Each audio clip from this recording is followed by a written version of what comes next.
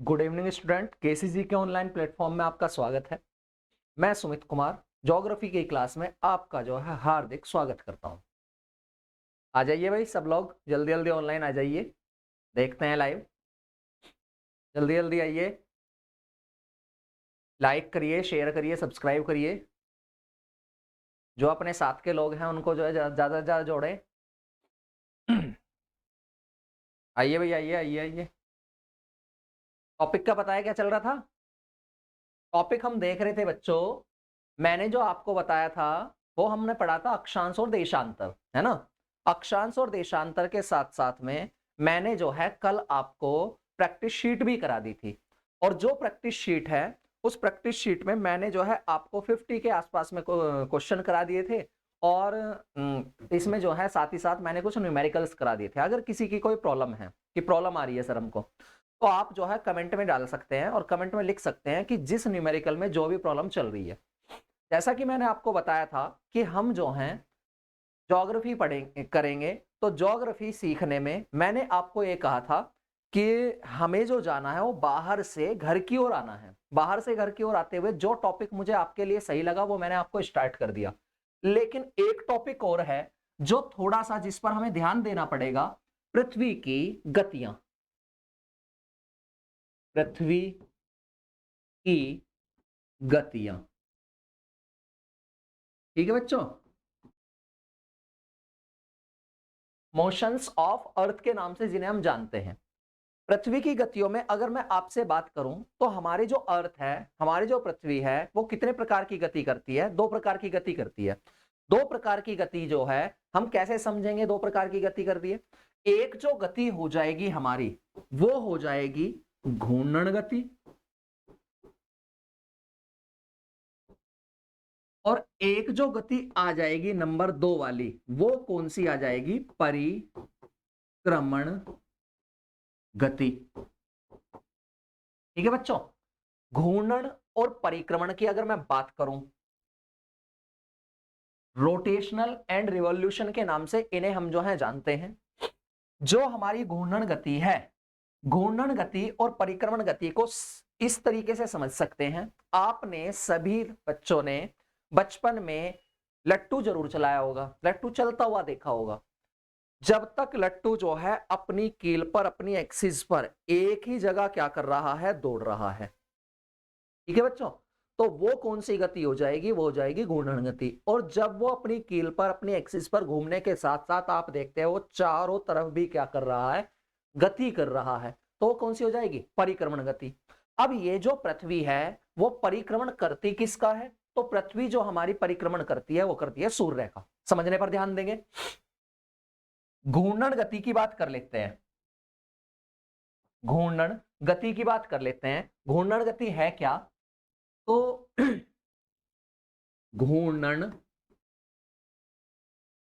गति जब पृथ्वी अपने अक्ष पर, जब पृथ्वी अपने अक्ष पर क्या करती है? एक चक्कर लगाती है, उसे कौन सी गति बोलेंगे? घूर्णन गति बोलेंगे। जब पृथ्वी अपने अक्ष पर एक चक्कर लगाती है उसे कौन सी गति बोलेंगे? घूर्णन गति बोलेंगे। जब पृथ्वी अपनी अक्ष पर चक्कर लगाती है, चक्कर लगाती है, उसे कौन सी गति बोल रहे हैं हम? घूर्णन गति बोल रहे हैं। आगे की ओर देखते हैं। पृथ्वी जब अपने अक्ष पर चक्कर लगाएगी तो उसका कोई ना कोई समय भी तो होगा। बिल्कुल भी समय होगा। तो जितने समय में पृथ्वी अपने अक्ष पर एक चक्कर लगाती है उसे हम पृथ्वी का घूर्णन काल कहते हैं। उसे घूर्णन काल कहते हैं, जो 24 घंटे या 23 घंटे 56 मिनट 4 सेकंड का होता है। 23 घंटे 56 मिनट 4 सेकंड का जो हमारा होता है। आगे की ओर बढ़ते हैं। आगे की ओर जब हम देखते हैं तो इसी घूर्णन गति के कारण पृथ्वी पर क्या देखने को मिलता है? क्या घटना घटती है? तो घटना में हमें देखने को मिलेगा क्या? दिन व रात बदलते हैं, इसके कारण बदलते हैं। ठीक है बच्चों, आगे बढ़ो। आगे की ओर हम देखते हैं, ये जो घूर्णन गति है इसे हम किसके नाम से जानते हैं? तो इसे परिभ्रमण गति, परिभ्रमण गति, या इसे हम जो हैं दैनिक दैनिक गति भी कह देते हैं। यह है हमारी घूर्णन गति। आगे की ओर चलते हैं, तो दूसरे नंबर वाली जो मैंने आपको बताई है वो कौन सी गति बताई है? परिक्रमण गति बताई है। परिक्रमण गति में बात कर लेते हैं, परिक्रमण गति। अब समझने पर ध्यान देंगे। जब पृथ्वी अपनी अक्ष के साथ साथ सूर्य के चारों ओर चक्कर लगाए या चक्कर लगाती है, ये कौन सी गति हो गई हमारी? ये हो गई हमारी जो है परिक्रमण गति। इसके कारण क्या देखने को मिलेगा? समझने पर ध्यान देंगे। या जितने समय में चक्कर लगा रही है उसे हम क्या बोल देंगे? पृथ्वी का परिक्रमण काल, यानी समय। और पृथ्वी का जो परिक्रमण काल है ना बेटे, वो कितना है? जिसे आप देखते हो 365 दिन और 6 घंटे। या इसे हम देख सकते हैं 365 दिन 6 घंटे हो गए, या और करके लिख दो 5 घंटे 48 मिनट 12 सेकंड। ठीक है, 5 घंटे 48 मिनट 12 सेकंड हो गया। परिक्रमण काल है बेटे ये, जिसे आप एक वर्ष भी बोल देते हो, जिसे आप जो है 1 ईयर के नाम से जानते हो। आगे बढ़ो। देन हम देखते हैं कि इसके कारण हम क्या क्या चेंजेस देखने को मिलते हैं बेटे। इसके कारण चेंजेस या बदलाव जो होते हैं, या बोल सकते हो घटना क्या घटती है, तो इस कारण जो है ऋतु परिवर्तन होता है। क्या होता है? ऋतु परिवर्तन होगा। इसके कारण जो है ऋतु परिवर्तन होता है। एक सीजनल जो हमारे चेंज होते हैं वो किसके कारण होते हैं? इसी के कारण होते हैं। इस गति का अन्य नाम क्या है? बात ये भी आ जाती है। तो इस गति का जो अन्य नाम है ना, वो हो जाएगी आपकी वार्षिक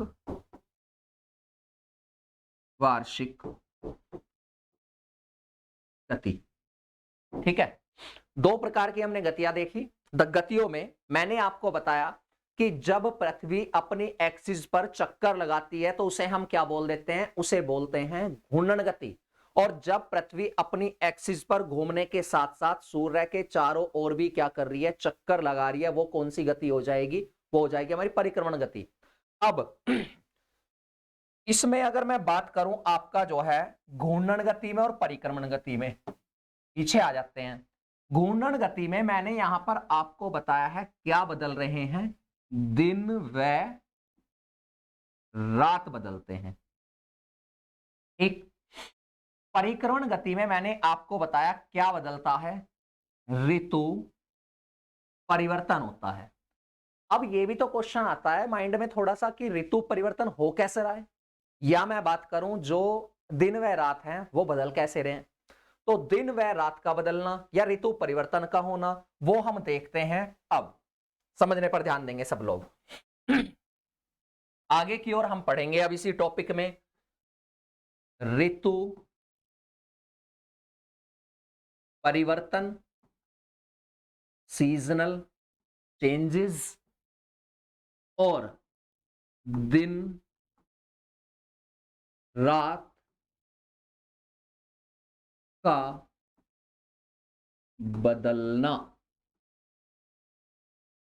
ठीक है, ये बदलेंगे कैसे समझने पर ध्यान देंगे सब लोग। बहुत ही इंटरेस्टिंग टॉपिक है और समझने वाला टॉपिक है। आ जाओ भाई सब लोग, आते रहो और देखते रहो, लाइक शेयर और सब्सक्राइब भी करते रहो भाई। देखो, दिन और रात का बदलना,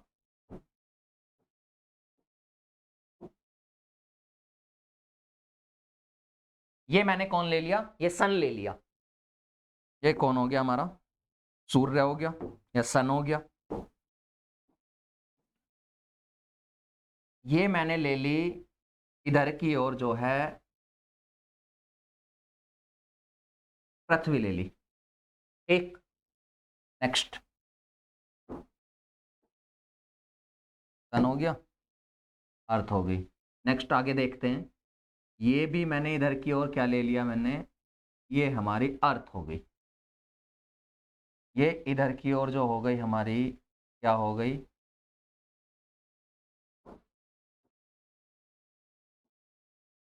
ये हमारी जो हो गई यहां पर भी अर्थ हो गई। इधर ले लेते हैं एक बार, ठीक है। सही है। ये यहां की ओर जो हो गई ये भी अर्थ हो गई। सही दिख रहा है नहीं, नहीं।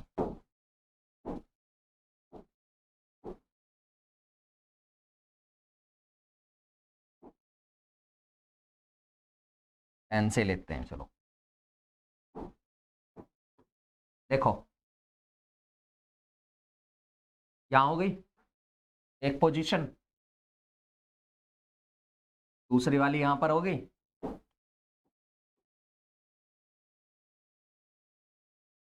तीसरी वाली यहां पर बन गई और एक जो है यहां पर बन गई। बेटे मुझे एक बार ये बता देना कि अगर किसी पॉइंट में कोई प्रॉब्लम हो दिखाई ना दे तो मुझे क्लियर करते रहना।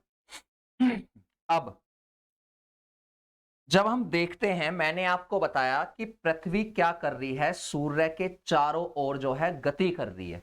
तो सूर्य के चारों ओर जब पृथ्वी गति कर रही है, मैंने सिर्फ और सिर्फ मान लिया, मानकर चले। याद करो मैंने जो है आपको बताया था कि जो हमारी अर्थ है 23.5 डिग्री नॉर्थ में कौन सी रेखा थी, कर्क रेखा। 23.5 डिग्री साउथ में कौन सी रेखा थी, मकर रेखा। और बीच में रेखा कौन सी थी, भूमध्य रेखा। मुझे ये बताओ, जो 23.5 डिग्री नॉर्थ है और जो 23.5 डिग्री साउथ है, वो मैंने जो है ये 23.5 में क्यों ली थी। तो याद करो कर्क और मकर जिस समय मैंने आपको बनाई थी, तो उस समय मैंने इसमें आपको यह बताया था कि ये जो कर्क है और ये जो मकर है वो 23.5 डिग्री नॉर्थ और साउथ में इसलिए ली गई है क्योंकि पृथ्वी का झुकाव कितना पाया जा रहा है, पृथ्वी का झुकाव पाया जा रहा है 23.5 डिग्री। अब अगर मैं ये मान लूं कि पृथ्वी जो है अपनी एक्सिस पर झुकी हुई नहीं है, अगर मैं ये मान लो पृथ्वी अपनी एक्सिस पर झुकी हुई नहीं है, तो हमें क्या देखने को मिलेगा। मैंने जो है एक एग्जांपल आपको ये लेकर देता हूं, समझने पर ध्यान देना सब लोग। जब पृथ्वी झुकी हुई नहीं है उस स्थिति की बात कर रहा हूं। ये मैंने जो है एक टॉर्च ले ली लाइक अ सन, सूर्य की तरह, क्योंकि सूर्य जो है अपना प्रकाश दे रहा है, किसकी तरह दे रहा है, टॉर्च की तरह दे रहा है बिल्कुल। तो ये मैंने जो है यहां पर क्या बना दी, अर्थ बना दी, झुकी हुई नहीं है, समझने पर ध्यान देना। जब मैंने ये जो है अर्थ ले ली और ये जो है इधर की ओर क्या ले लिया मैंने, सूर्य ले लिया, तो अगर पृथ्वी झुकी हुई नहीं है तो सारी की सारी जो हमारी अक्षांश रेखाएं हैं वो क्या पाई जाएंगी, सीधी। सारी की सारी अक्षांश रेखाएं जो हैं वो कैसी पाई जाएंगी, बिल्कुल सीधी पाई जाएंगी। जब ये बिल्कुल सीधी पाई जा रही हैं तो जो सूर्य है, सूर्य तो आपका बिल्कुल सीधा है, सूर्य झुका हुआ ही नहीं है। और इस बार जो है मैंने मान लिया कि पृथ्वी भी झुकी हुई नहीं है, ना तो सूर्य झुका हुआ है ना पृथ्वी झुकी हुई है, दोनों एक दूसरे के बराबर हैं, सीध में हैं। लेट लिख देता हूं, लो मान लिया है मैंने या माना। तो सूर्य की किरणें जो लंबवत आती वो कौन सी पर पड़ती? 0 डिग्री पर। ये भी, यहां भी, यहां भी, यहां भी। उस स्थिति में पूरी की पूरी पृथ्वी पर जो सूर्य के सामने वाला हिस्सा है उस पर क्या पाया जाता है? दिन। तो ये लो इधर लिख दिया मैंने दिन। जो सूर्य के पीछे वाला हिस्सा है यहां पर क्या पाई जाती है? रात। इधर मैंने क्या लिख दी? रात। तो पूरी पृथ्वी पर जो है ना 12 घंटे का तो दिन रहता और 12 घंटे की रात। बात आती है बीच में जो रेखा है ये कौन सी रेखा है? तो ये बच्चों ये है आपकी प्रकाश केंद्रीय रेखा। एक ये प्रकाश केंद्रीय रेखा है, समझने पर ध्यान देना। मुझे बताओ यहां से मैं चला नॉर्थ पोल से और नीचे तक मैं आया साउथ पोल तक। तो नॉर्थ पोल से साउथ पोल की ओर जो है जो प्रकाश केंद्र रेखा है आपको सभी को दिखाई दे रहा होगा, ये पृथ्वी को 2 बराबर भागों में बांट रही है।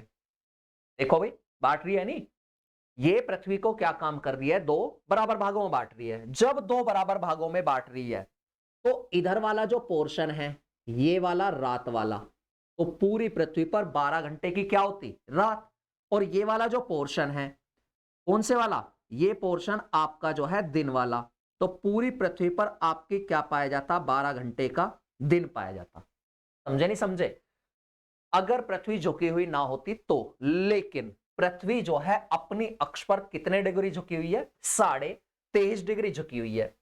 तो ऐसा नहीं है, तो इसीलिए पूरी पृथ्वी पर दिन और रात बराबर नहीं पाए जाते। अब बात करते हैं बढ़ कैसे रहे हैं और ये जो है आपके कम कैसे हो रहे हैं। बढ़ ऐसे रहे हैं, इसे मैंने लिख दिया यहां पर जो है ये हो गया हमारा सन। ठीक है बच्चों। अब यहां पर जो है ये हो गया हमारा नॉर्थ पोल, ये हो गया हमारा साउथ पोल, ये भी नॉर्थ पोल, ये भी साउथ पोल।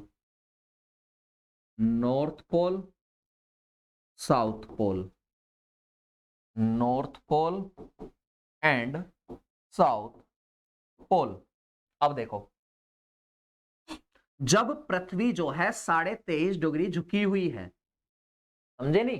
पृथ्वी कितने डिग्री झुकी हुई है? 23.5 डिग्री। जब पृथ्वी जो है झुकी हुई है तो सारी की सारी जो अक्षांश है ना वो भी क्या हो जाएंगी? झुक जाएंगी। झुका दो इन्हें, इसी एक एंगल पर जो है मैंने ये झुकी हुई ले ली, इसी एक एंगल पर मैंने जो है ये क्या ले ली? झुकी हुई ले ली, सारी की सारी अक्षांश जो। ठीक है बच्चों, ये मैंने जो है क्या ले ली? झुकी हुई ले ली। अब इधर की ओर भी मैंने जो है आपकी ये जो अक्षांश हैं, ये जो लैटिट्यूड्स हैं, ये मैंने क्या ले ली? ये भी झुकी हुई ले ली। ठीक।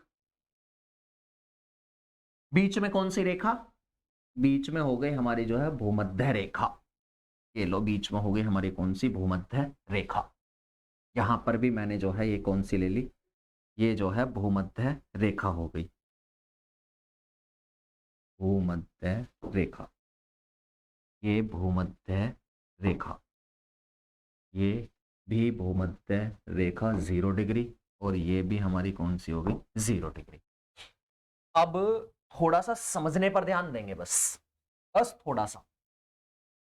सूर्य की किरणें जो विषुवत रेखा पर लंबवत पड़ती हैं, मैंने आपको अक्षांश वाले भाग में या अक्षांश वाली जो क्लास है उसमें आपको ये बताया था कि भूमध्य रेखा पर सूर्य की किरणें या विषुवत रेखा पर इक्वेटर पर सन रेज जो हैं वो लंबवत या 90 डिग्री पर कब पड़ती हैं? एक तो बताया था 21 मार्च और एक क्या बताया था? 23 सितंबर बताया था। अब सूर्य तो झुका हुआ नहीं है बच्चों, सिर्फ और सिर्फ क्या झुकी हुई है? पृथ्वी झुकी हुई है। तो सूर्य तो बिल्कुल सीधा पाया जा रहा है। जब सूर्य बिल्कुल सीधा पाया जा रहा है तो जो प्रकाश केंद्रीय रेखा है वो बिल्कुल क्या पाई जाएगी? सीधी। प्रकाश केंद्रीय रेखा बिल्कुल क्या पाई जाएगी? सीधी। प्रकाश केंद्र रेखा जहां तक सूर्य के क्या पहुंच पा रही है? किरणें पहुंच पा रही हैं। ये हो गई, इधर नाम लिखा ही हुआ है, ठीक है। अब मुझे ये बताओ थोड़ा सा कि ये जो प्रकाश केंद्रीय रेखा है, क्या आपको ये नहीं दिखाई दे रहा कि ये जो प्रकाश केंद्रीय रेखा है, प्रकाश केंद्रीय रेखा कौन सी रेखा को दो बराबर भागों में बांट रही है? कौन सी रेखा को दो बराबर भागों में बांट रही है? मुझे बता दो, बस बताओ। देखो कौन सी रेखा को दो बराबर भागों में बांट रही है? प्रकाश केंद्र रेखा सीधा सीधा दिखाई दे रहा है, विश्वत रेखा को दो बराबर भागों में बांट रही है। ये वाली रेखा और ये वाली रेखा एक दूसरे के क्या है? बराबर पाई जा रही है। तो इस क्षेत्र में जो आपका भूमध्य रेखा के क्षेत्र में जो आपका रहेगा 12 घंटे का तो दिन रहेगा और 12 घंटे की क्या रहेगी? रात। ठीक है, 12 घंटे का क्या है? दिन और 12 घंटे क्या हो गई? रात। जब हम ऊपर की ओर चलते हैं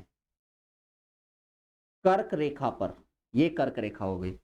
नीचे की ओर जब हम आते हैं मकर रेखा पर, ये मकर रेखा हो गई। ये रेखा कौन सी हो गई? कर्क रेखा।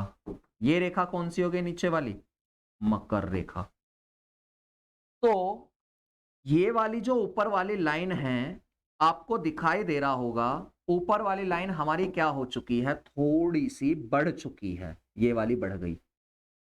जब ये वाली रेखा जो है हमारी बढ़ गई तो बढ़ने के बाद में हम देखेंगे कि यहां जो है आपका लगभग 14 घंटे का दिन और 8 घंटे की क्या हो गई? रात। समझे नहीं समझे? कितने घंटे का दिन? 14 घंटे का दिन और 8 घंटे की रात, क्योंकि रेखा क्या हो चुकी है? बढ़ चुकी है। इससे ऊपर की ओर चले तो रेखा और ज्यादा लंबी हो गई। तो यहां जो है आपका 16 घंटे का दिन और आपका क्या देखने को मिल रहा है हमें?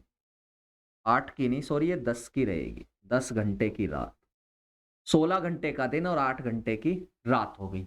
इससे ऊपर की ओर चले, यहां जो रात है वो मात्र रह गई आपकी जो है 6 घंटे की और दिन जो हो गया वो हमारा कितने घंटे का? 18 घंटे का। इससे ऊपर की ओर चले तो सूर्य की किरणें यहां से आएंगी और इस भाग पर हमेशा की ओर निकली ही रहेंगी। तो रात का सिस्टम क्या हो गया? खत्म हो गया। जब रात का सिस्टम खत्म हो गया तो नॉर्थ पोल के क्षेत्र में आपका 6 महीने क्या रहेगा? दिन रहेगा। समझे? किस पर सूर्य की किरणें लंबवत पड़ रही हैं? आपकी जून का महीना है और जून के महीने में 21 जून को सूर्य की किरणें लंबवत पड़ती हैं किस पर? कर्क रेखा पर।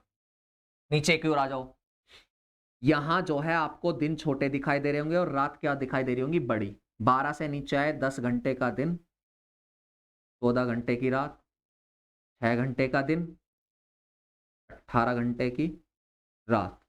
और यहां से सूर्य की किरणें ऐसे आएंगी और इस भाग से ऐसे निकल जाएंगी। तो ये वाला जो हिस्सा है ना साउथ पोल वाला, ये नॉर्थ पोल था।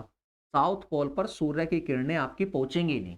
जब साउथ पोल पर सूर्य की किरणें नहीं पहुंचेंगी तो साउथ पोल पर आपकी 6 महीने क्या रहेगी? 6 महीने पाई जाएगी रात। ठीक, कब की बात कर रहा हूं मैं? जून की बात कर रहा हूं। आपको सभी को पता है इसके बाद सूर्य की किरणें लंबवत जो पड़ती हैं वो किस पर पड़ती हैं? भूमध्य रेखा पर। भूमध्य रेखा पर हमें यह देखने को मिलेगा कि 23 सितंबर को सूर्य की किरणें भूमध्य रेखा पर लंबवत पड़ेंगी। जब 23 सितंबर को सूर्य की किरणें भूमध्य रेखा पर लंबवत पड़ेंगी, अगर मैं ये मान लूं यहां पर सूर्य है और जहां पर आप बैठे हुए हो वो ये जो है पृथ्वी है, तो इसके बीचों बीच सूर्य की किरणें लंबवत जा रही हैं, तो इधर भी सूर्य की किरणें बराबर जाएंगी और इधर भी क्या जाएंगी, बिल्कुल बराबर जाएंगी। तो पूरी पृथ्वी पर 12 घंटे का क्या रहेगा, दिन, और 12 घंटे क्या पाई जाएगी, रात। तो भूमध्य रेखा पर 23 सितंबर को 12 घंटे का रहता है दिन और 12 घंटे की क्या पाई जाएगी, रात।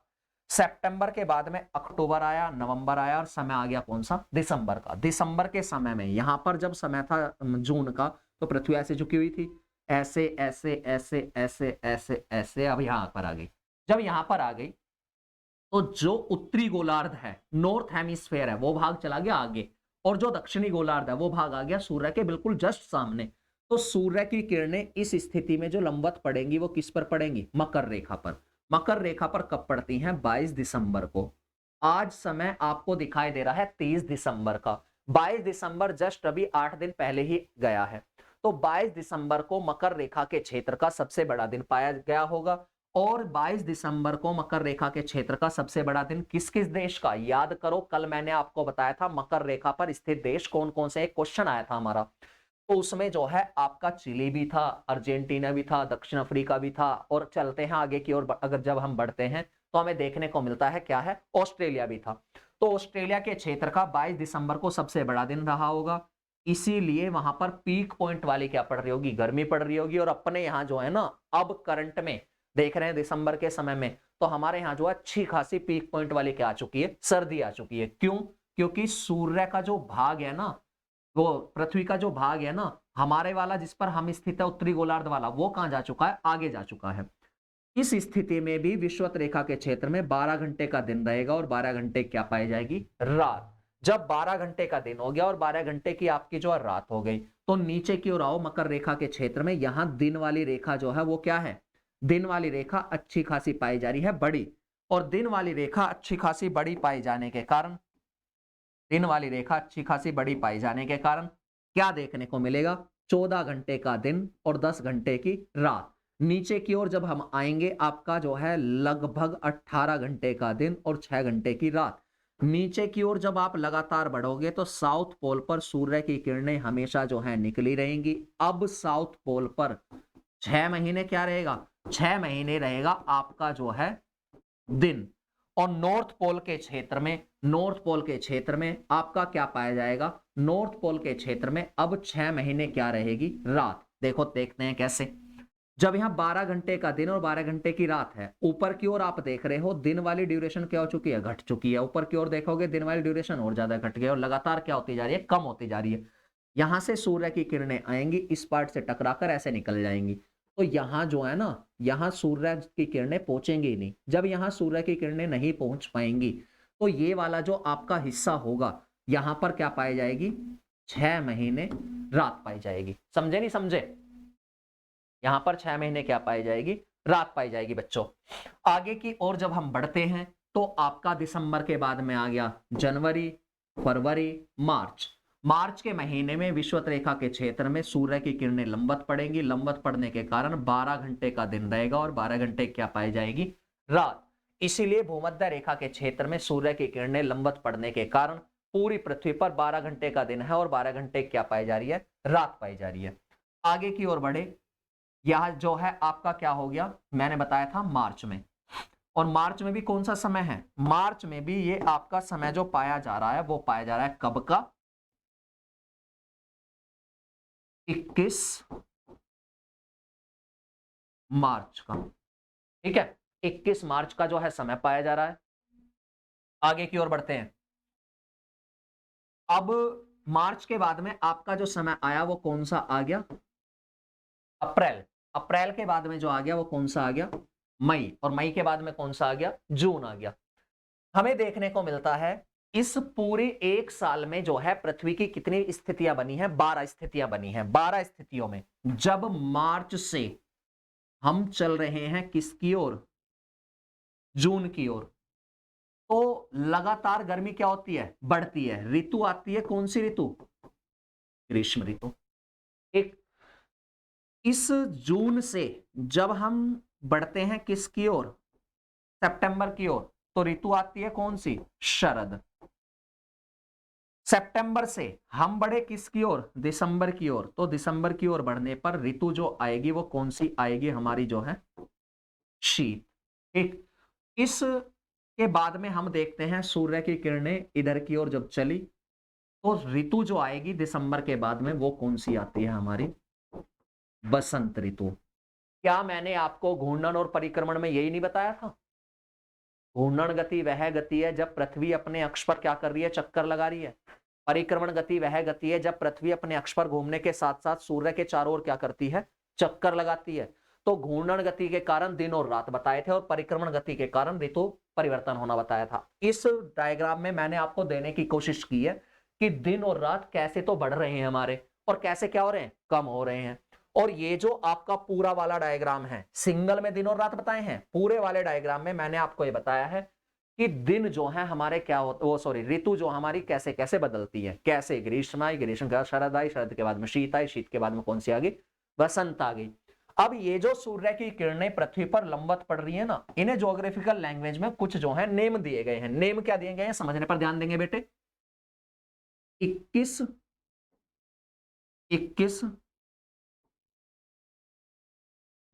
मार्च को सूर्य की किरणें किस पर पड़ रही थी, 0 डिग्री पर लंबवत पड़ रही थी, भूमध्य रेखा पर बिल्कुल लंबवत पड़ रही थी। तो इसे हम बोल देते हैं ग्रीष्म विषुव। ठीक है बच्चों,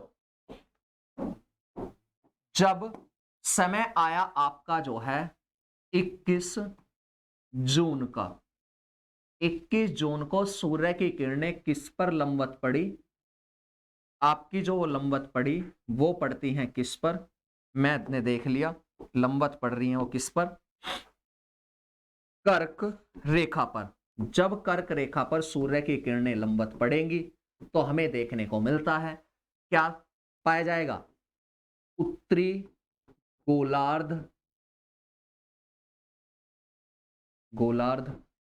का सबसे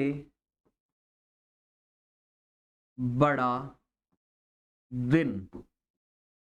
इसे बोलेंगे क्या ज्योग्राफिकल लैंग्वेज में, इसे हम बोल देंगे, इसे जो है हम बोल देंगे कर्क संक्रांति। पहला पॉइंट। दूसरा पॉइंट, ठीक है, आगे तीसरे पर आओ। 23 सितंबर को सूर्य की किरणें फिर लंबवत पड़ी दोबारा, किस पर, 0 डिग्री पर या भूमध्य रेखा पर। इसे हम क्या बोल देंगे, शीत विषुव। एक एंड पूरी पृथ्वी पर 12 घंटे का दिन और 12 घंटे की रात हो गई। ठीक है, नंबर 4 वाले पर आ जाओ। नंबर 4 वाला यहां पर लिख देता हूं, देखो ऊपर की ओर लिख रहा हूं। नंबर 4 पर हम देखते हैं 22 दिसंबर को लंबवत जो पड़ी सूर्य की किरणें वो किस पर पड़ेंगी, मकर रेखा पर, जिस कारण आपका दक्षिणी गोलार्ध का बड़ा दिन रहेगा। और इसे ज्योग्राफिकल लैंग्वेज में क्या बोलते हैं, इसे बोलेंगे हम मकर संक्रांति।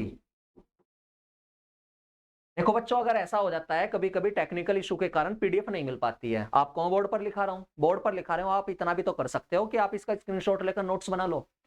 क्योंकि जब हम पढ़ते हैं ना भाई, अभी तो आपके समझ में आ रहा है, अभी तो कोई प्रॉब्लम नहीं है, लेकिन जब आपका एग्जाम आएगा रिवीजन करने के लिए भी तो कुछ ना कुछ चाहिए। अब ऐसा थोड़ी है कि इतना हमारे पास में वक्त होगा कि आप जो है बार बार वीडियो देखते रहेंगे, क्योंकि वीडियो भी अच्छी खासी 1-1.5 घंटे की हमारी जो हो जाती है, 1 घंटे की 45 मिनट की है, जितने की भी आपकी जो मैक्सिमम बढ़ जाती है। तो मैं ये चाहता हूं कि आपके पास में अपने जो है प्रॉपरली नोट्स हों। नोट्स में हम आपका साथ दे रहे हैं। हम आपका साथ कैसे दे रहे हैं कि हम जो है आपको पीडीएफ जो है उपलब्ध करा देते हैं। कल जो है टेलीग्राम चैनल पर जो मेरी लास्ट जो है 3 क्लासेस हुई हैं, उन लास्ट 3 क्लासेस की हमने जो है पीडीएफ आपको सेंड कर दी है। कभी कभी बच्चे ऐसा हो जाता है कि टेक्निकल इशू के कारण इसकी पीडीएफ जो है हम नहीं सेंड कर पाते, तो इसीलिए मैं ये चाहता हूं कि आप जो है जैसे मैंने यहां पर नोट कर दिया, मैं साइड में हुआ तो आप इसका स्क्रीनशॉट ले लें। अगर आप स्क्रीनशॉट लेकर और इसको एक बार रजिस्टर में लिखेंगे तो आप यकीन मानना ज्योग्राफी में ये इससे बेस्ट कुछ नहीं हो सकता। क्यों? क्योंकि आपके पास में अपने हाथ के लिखे हुए नोट्स होंगे। समझे भाई? ये जो मैंने आपको 4 पॉइंट दिए हैं ये मैच करने के लिए आ जाते हैं। मैच करने के लिए आते कैसे हैं? एग्जाम्पल के तौर पर आपको देगा कर्क संक्रांति, कर्क संक्रांति दे दिया उसने, ठीक। फिर उसने दिया मकर संक्रांति, फिर उसने दिया ग्रीष्म विषुव, ठीक। फिर उसने दिया शीत विषुव, ठीक है बच्चों। आगे अब आपसे वो मैच करा रहा है। मैच में उसने लिख दिया 21 मार्च, उसने आपको लिख दिया 21 जून, उसने आपको लिख दिया 23 सितंबर, उसने आपको लिख दिया 22 दिसंबर। ये मैचिंग करने के लिए उसने दे दिया। तो मैचिंग में सीधा सीधा आपको दिखाई दे रहा है। कर्क संक्रांति मैंने क्या बताई थी? कर्क संक्रांति मैंने आपको बताई है 21 जून। मकर संक्रांति क्या बताई है? 22 दिसंबर। ग्रीष्म विषुव कब बताया है? जब गर्मी आने वाली होगी, 21 मार्च। शीत विषुव कब बताया है? 23 सितंबर। आपका मैचिंग सही हो गया।